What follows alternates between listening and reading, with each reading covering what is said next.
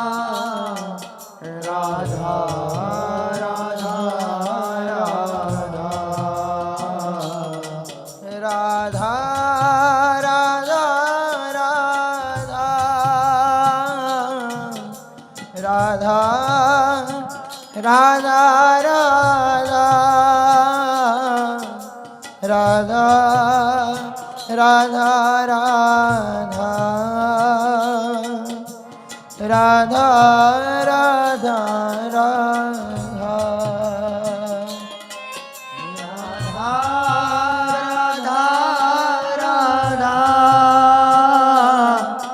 राधा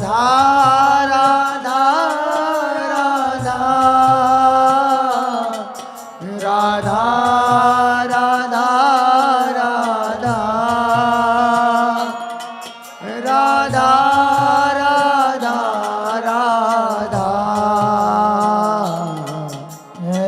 राधा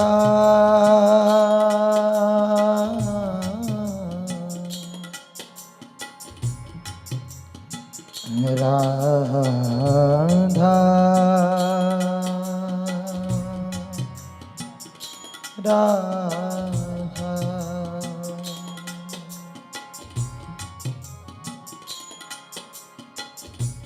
इतना तो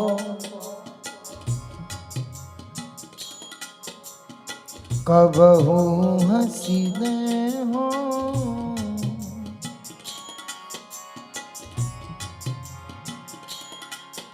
इतना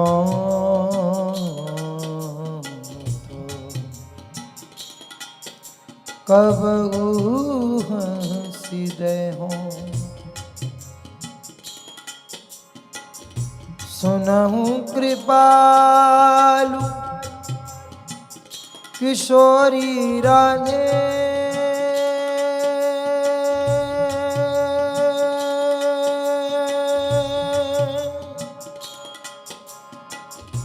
सुनहु कृपालु किशोरी राधे राधे राधे राधे राधे